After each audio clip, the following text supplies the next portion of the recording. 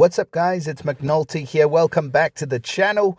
Happy Monday morning, and I hope you guys are all doing well. It is one of the busiest Monday mornings I can remember. We have a lot going on in Empires and Puzzles land. So we have the Mythic Titan, which has just opened up. We have the Contest of Elements as well. And it's the Holy Contest of Elements, just by the way. And alongside that, we also have the Astral Elves portal as well, which has just opened up. So we've got a new hero in both the Astral Elves and the Super Elemental portal. So that is why we're here today. We're going to have a look at these two new heroes. So we'll start off with the Astral Elves just because look at who we have in here. Voidstar just looks absolutely insane. So I'm pretty excited about this hero. I have not had a look at her yet, so this is going to be my first time breaking down the hero with you guys this morning. So without any further ado, let's have a look at our newest Astral Elf. So Voidstar is obviously a dark hero. She is of the Paladin class, which is awesome because she gets the chance to activate an additional 25% defense after she receives any damage. This kind of works really well alongside their shared received damage passive, so I do quite like that for the Astral Elves, where 20% of the damage they receive is shared with all other allies. So they're just putting up insane defense right away, at least Voidstar is.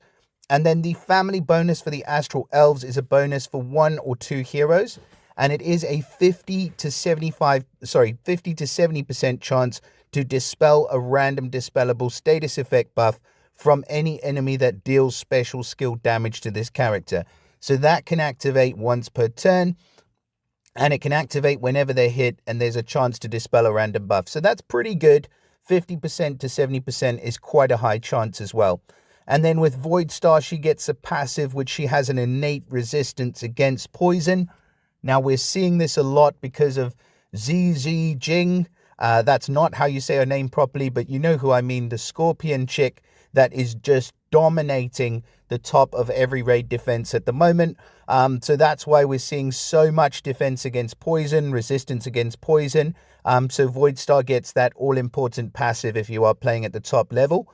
And then she benefits from the defense up ether talent, one of my favorites. So at the start of the battle, she gets 20% defense for 6 turns. Really love that ether talent. So far, in terms of the class, the family, the passives, etc., she's looking pretty good. Now, I do like the art on this one as well. She just looks absolutely insane. She looks like she's ready for battle. Hammerclang has been kitting her out, and she's got a pretty deadly looking sword to do some damage with. So let's see what she actually does. So we'll switch off the max power preview just to have a look over her stats. You can see a team power of 1,041, over 1,000 on the attack, but only just 1,114 defense, so very strong defensively, and 1,814 on the health, which is absolutely brilliant. So very survivable. Now, her special is called the Paragon of Constellations, and she is running at average speed. So this special skill never misses its targets. That is the new effect that's been added to all of the Astral Elf special skills, so they don't miss their targets, so they will go straight through dodge, etc. She deals 620% damage to the target. So it is a single target hit so far at average speed, but then she heals all allies for 40% of the damage dealt, and all allies get 74% defense against special skills for 4 turns. This is a good special, guys. It's pretty straightforward and it's pretty simple, but hitter healers are really, really good. As we know with Xiao Jing, the tubby guy from the War of Three Kingdoms, he's got pretty much, I think it's about the same amount of damage on his snipe. It may be slightly less. Her attack stat is also reduced, bear that in mind. But healing all allies for 40% of the damage dealt is a really decent effect and makes for a very, very sturdy defensive hero. So I think that where this hero is going to be very well suited is in the tank position. I'd say she's designed to be a tank because she hits, she heals, she shares damage, she has the Paladin class, and on top of that, this little bottom part here where all allies get 74% defense against special skills for 4 turns, which is a pretty long time.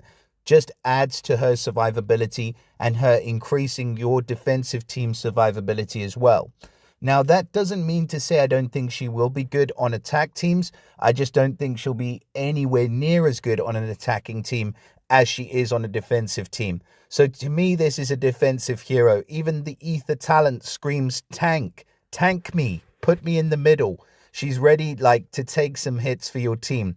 And that is where Voidstar is going to shine. So if you do manage to grab Voidstar, I would say absolutely fantastic hero. Max her.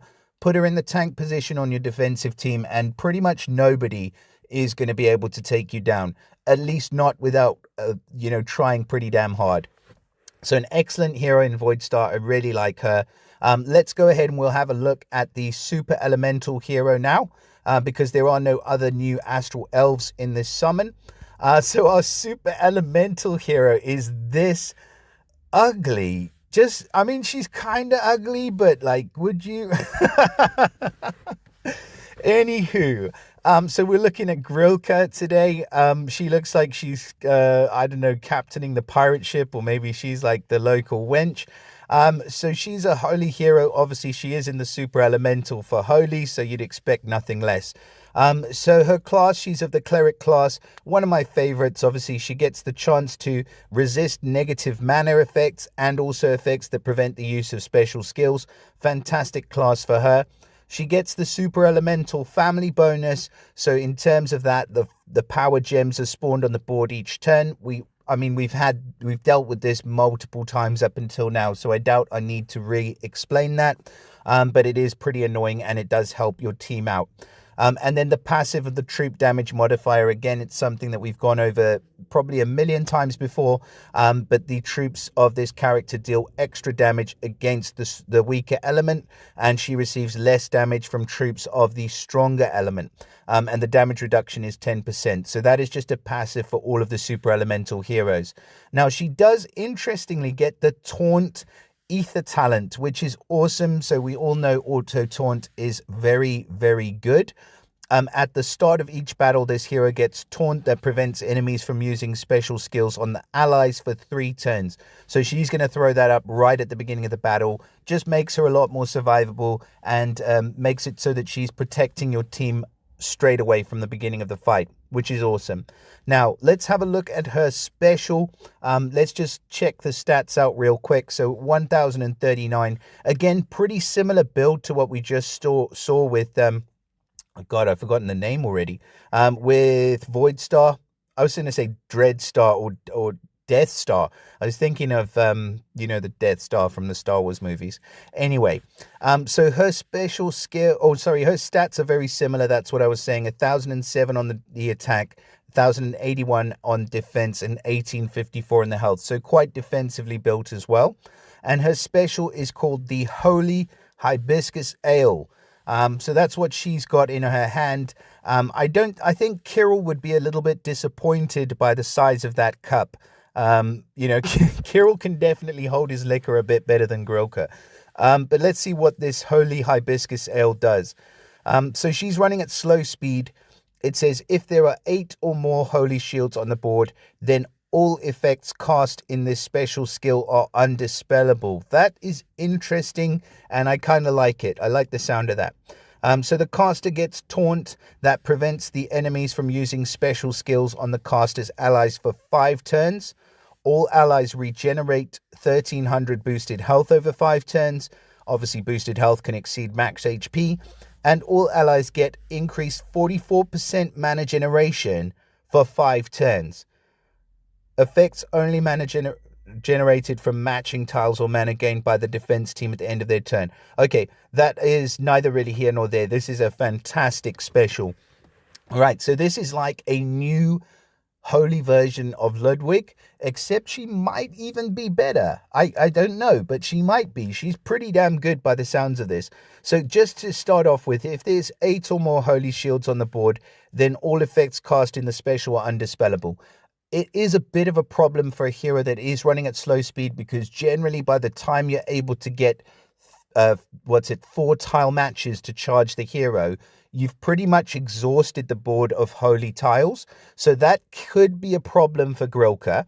But if you do manage to wait until you've got the 8 holy tiles, it's definitely going to be worth your while, because making that effect undispellable is kind of the same effect you get with Ludwig if you pair him up with other heroes that are of the Clash of Knights family, because they have the chance to make a cast buff undispellable. Sorry, it's for his specific family. Can't even remember what it is off the top of my head, but you know what I mean. So this taunt that she gets obviously is for 5 turns, and then the regenerated health is 1300 over 5 turns. So I'm going to try and do the maths on that just off the top of my head. That seems like it's about 260 per turn, something like that. But it is boosted health, and if you make that undispellable, it means that whatever you do, the whole defensive team is just going to be getting stronger and stronger and stronger. So I think she would be best suited to defense, but I think she could be really usable on offense as well. Definitely in Rush Wars, she's going to be an absolute superstar, but in other formats as well. And then the mana generation bit. So 44% increase on the mana generation is not just for the caster and nearby. It's not just for the nearby like you get with Ludwig, where he's increasing their mana. Granted, it is a different effect. She's not just giving mana to the allies on either side of her, but she is increasing the mana by a whopping 44% for the whole team, the mana generation. So that means that slow speed heroes on your team are going to suddenly become average speed heroes. Average speed heroes are suddenly going to become fast speed heroes. You know, very fast speed heroes, I mean, they're going to be about the same, but still she's going to have a massive effect on the mana generation of your entire team. She's going to be protecting them. She's going to be boosting their health. She's actually a really good hero. And you know what? I'm not the hugest fan of the super elemental portals. I think that there's kind of a mishmash of heroes in there. But with Grilka, I think I'll make an exception. I think she's going to be an absolutely brilliant hero. So congrats to any of you who do manage to pull her. I would definitely go ahead and max her. Again, like I said, I just want to stress this. She is more of a defensive hero, but on offense, she will be usable, but you're going to have to work around getting her up to charge. Even if you don't quite manage to make it undispellable, it's not a huge factor if you don't have a dispeller on the team that you're fighting. So that could also make her, it's just going to be a case of what attacking team you choose to put her in on. And that is pretty much all I've got to say on Grilka. I'm pretty impressed, to be fair, by these 2 new heroes that we've got in the portals. And then that is literally it for now. So again, like I say, congrats if you do manage to either pull Voidstar or Grilka. Please do let me know in the comments what you think of these 2 new heroes that we've got in the portals, and whether you're going to be dropping some pulls. And also, if you do manage to pull one of these guys, also let me know how they're performing and how you're using them on your attacking teams. I'm always interested to hear your feedback, guys. Pardon me. But yeah, with that being said, I wish you guys everything of the best. Please drop us a like, subscribe to the channel if you don't want to miss any future videos, and I will see you all again next time. Bye for now.